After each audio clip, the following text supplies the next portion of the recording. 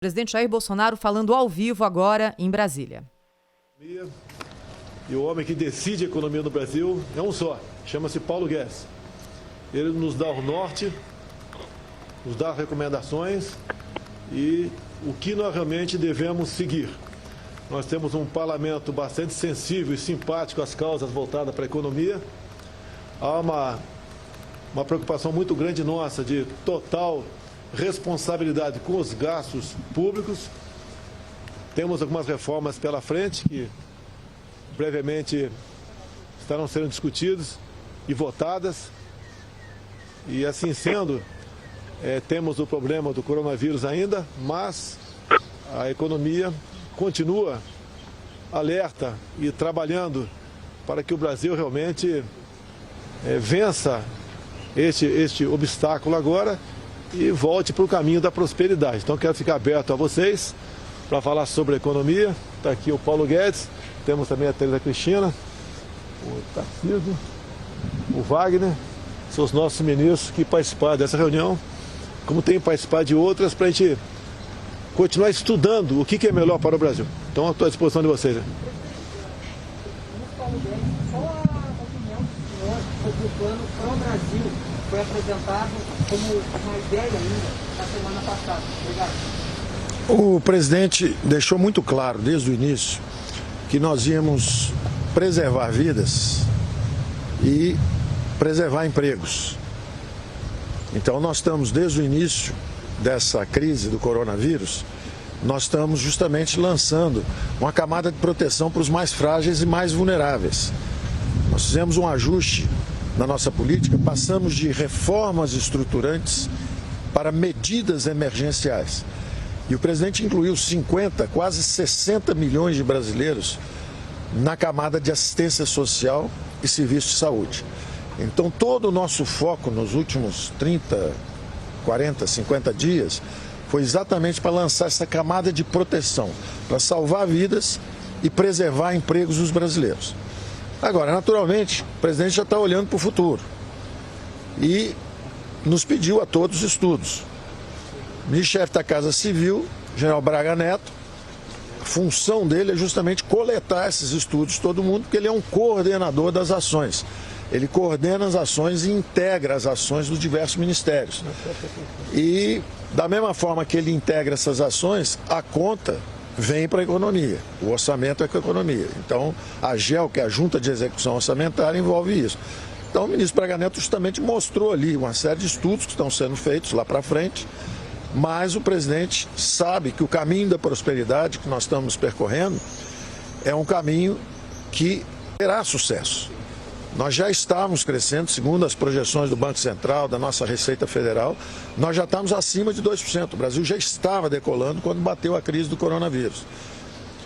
E isso cria esse impacto inicial, a segunda onda, como o presidente sempre chamou a atenção, mas nós sabemos que vamos sair disso. Então, queremos reafirmar justamente a todos que acreditam na política econômica, que ela segue, é a mesma política econômica. Nós vamos prosseguir com as nossas reformas estruturantes, vamos trazer bilhões em investimento em saneamento, em infraestrutura, né? Em reforço para a safra. Tivemos uma super safra, a logística está funcionando com o Tarcísio, a super safra com a ministra Tereza, e o presidente está coordenando isso. Então, eu acho que essa reafirmação do presidente, que nós estamos na mesma trajetória, é claro que o mundo inteiro está gastando mais agora por causa da crise. Então nós também temos que gastar mais. Só que é um ano excepcional, extraordinário. O ano que vem, e esse ano mesmo nós já voltamos às reformas, e o ano que vem nós já vamos estar certamente crescendo com os investimentos em saneamento, em petróleo e gás, em infraestrutura, em logística. Então nós seguimos firmes no nosso compromisso, a economia vai pegar em V. Eu acho que nós vamos surpreender o mundo de novo. O ano passado nós surpreendemos o mundo. Milhões de pessoas na França contra a reforma da Previdência e milhões de brasileiros nas ruas a favor das reformas. O Congresso é reformista, apoia a pauta de reformas do presidente. Nós devemos ter já essa semana no Congresso, com o presidente Davi Alcolumbre, a aprovação de um importante programa onde nós vamos descentralizar recursos para estados e municípios, como o presidente sempre disse, mais Brasil, menos Brasília. Vamos proteger, lançar outra camada de proteção para a saúde, para os brasileiros, mas ao mesmo tempo com a contrapartida. Precisamos também que o funcionalismo público mostre que está com o Brasil, que vai fazer um sacrifício pelo Brasil. Não vai ficar em casa trancado, com geladeira cheia, assistindo a crise, enquanto milhões de brasileiros estão perdendo emprego. Não, eles vão colaborar. Eles vão também ficar sem pedir aumento por algum tempo. Ninguém vai tirar, e o presidente disse, ninguém tira direito, ninguém tira salário, ninguém encosta em nenhum direito que existe hoje. Mas, por atenção aos brasileiros, para nos ajudar no combate a essa crise, não peçam aumento por 1 ano e meio. Contribuam com o Brasil. Então, essa semana mesmo nós já devemos ter essa novidade, é um plano também importante, estruturante, mostra a contrapartida, e o Brasil vai voltar à tranquilidade muito brevemente, muito antes do que todos esperam. Nós vamos surpreender o mundo de novo, surpreendemos o ano passado e vamos surpreender novamente. E eu agradeço positivamente sempre, e eu agradeço ao presidente a confiança que sempre demonstrou no nosso programa. Nós aqui estamos acompanhando os governadores, em grande parte estão abrindo para o comércio, especial ibanês aqui do Distrito Federal, ficamos muito felizes com isso. Uma abertura com responsabilidade, preservar vidas, mas também preservar empregos. Eu gostaria que a senhora Tereza Cristina falasse alguma coisa sobre o agronegócio, se estamos aumentando ou não as exportações e o que ela enxerga no horizonte para o que nós produzimos no campo. Bom, o presidente Bolsonaro reúne os seus ministros, mas no que nos tange, né, para usar uma expressão bem antiga, era importante ouvir o ministro da Economia, Paulo Guedes, mesmo porque muitos ficaram especulando sobre essa reunião logo cedo que o presidente fez com ele. Mas o professor Delfim Neto, nosso consultor de economia, está aqui conosco e vai falar. Tranquiliza, né, essa palavra do ministro Paulo Guedes. Só faltava, né, professor Delfim? Bom dia. Bom dia, Zé Paulo, bom dia, mesa, bom dia, Brasil. Na verdade, eu acho que eles, na verdade, estavam sendo obrigados a dizer isto. Porque o tal programa especial aí, essa maluquice produzida como alternativa, são 5 PowerPoints que termina como exponencial, como tudo acontecia no tempo do Geisel, e que nunca se realizava, e tinha perturbado completamente a própria política econômica. Eu acho que hoje, essa demonstração agora que nós ouvimos, é o seguinte, é que aquilo tudo talvez seja um negócio que vamos pensar no futuro, o que é muito bom, mas estamos dando apoio total à política econômica que foi posta em prática pelo Guedes. Eu acho que é sim tranquilizadora, na minha opinião. Essa reunião foi muito tranquilizadora. A palavra do presidente e a palavra do Guedes. Ou seja, com aquele entusiasmo de sempre, mas a única coisa que é importante é entender o seguinte: tudo depende dos investimentos. Investimentos dependem da segurança política e da estabilidade das instituições. Isso tem sido muito prejudicado pelo comportamento aleatório do presidente da República. Quando ele age dessa forma um pouco desordenada, ele não percebe que está destruindo exatamente a condição necessária para que o seu próprio programa dê certo. Ele não consegue entender realmente as consequências desse comportamento aleatório. Foi muito bom, portanto, que ele pessoalmente, eu acho que incorporou isso e fez esta reunião, que, na minha opinião, pelo que eu ouvi até agora, foi muito tranquilizadora. Agora, professor, é o Rafael, bom dia, tudo bem? Bom dia, Rafael, você está bem? Tudo jóia. Professor, O senhor acha possível que o presidente Jair Bolsonaro, porque durante o final de semana, por exemplo, desde sexta-feira, quando surgiu a polêmica e depois a demissão do ex-ministro Sérgio Moro, muita gente dizia, olha, houve um governo Bolsonaro até aquela sexta-feira e haverá um novo governo Bolsonaro a partir daquela sexta-feira. O senhor acha que é isso mesmo? E que governo Bolsonaro, se o senhor concorda, que governo Bolsonaro é esse que está sendo inaugurado ou foi inaugurado a partir da sexta-feira? O senhor acha que ele tomou consciência do peso do cargo definitivamente, professor? Não, Rafael, eu acho o seguinte, não tem antes nem depois. Na verdade, a mudança de um ministro, por mais importante que ele seja, não tem ninguém insubstituível. Portanto, eu dou um pouco de risada quando vejo toda essa publicidade.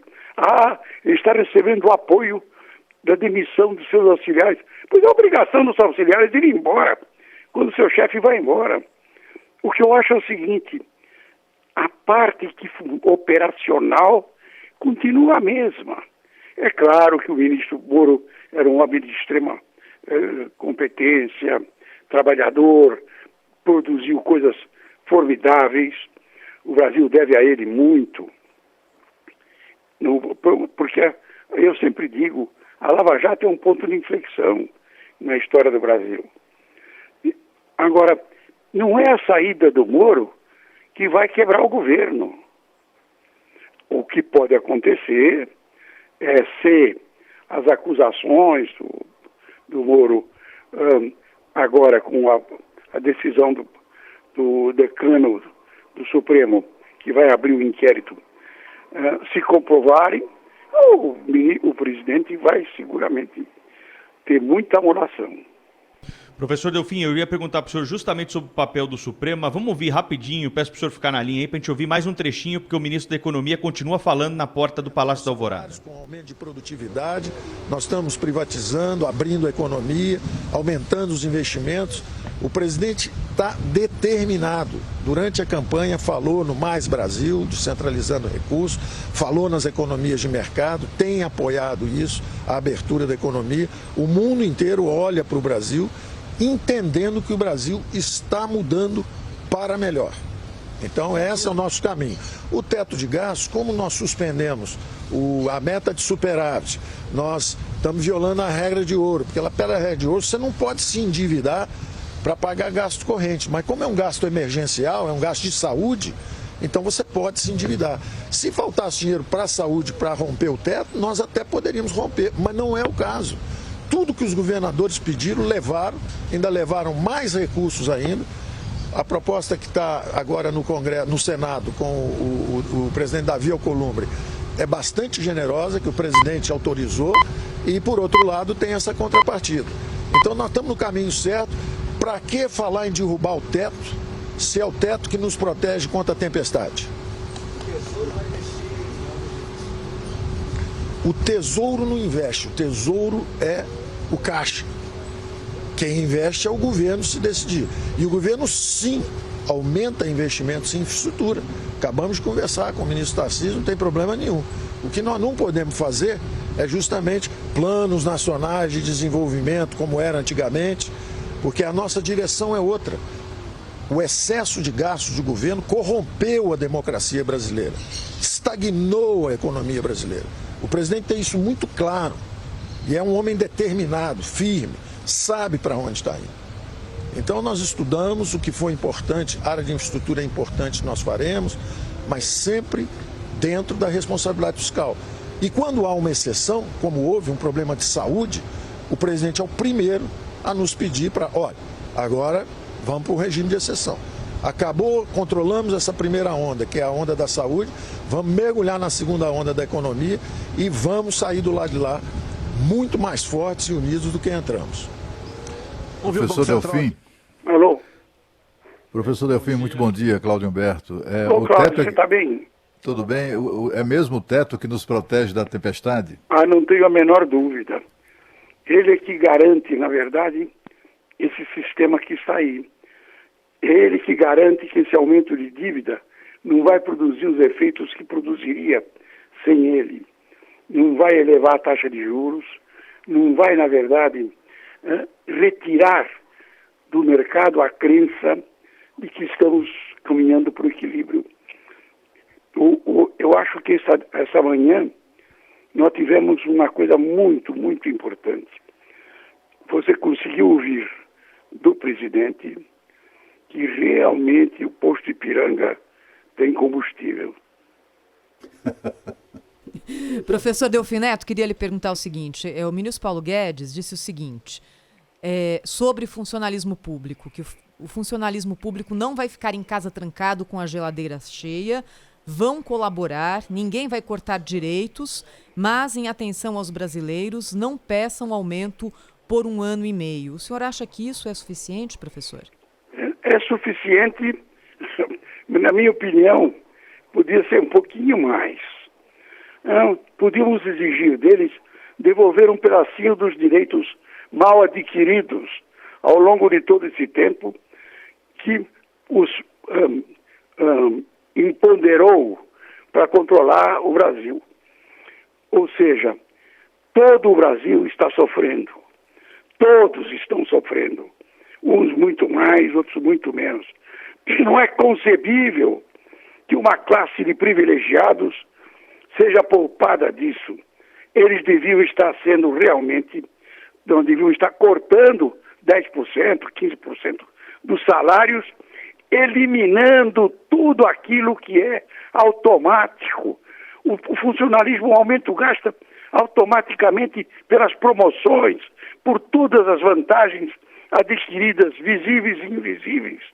De forma que é tempo realmente da sociedade brasileira dizer, tudo bem, todos têm que contribuir.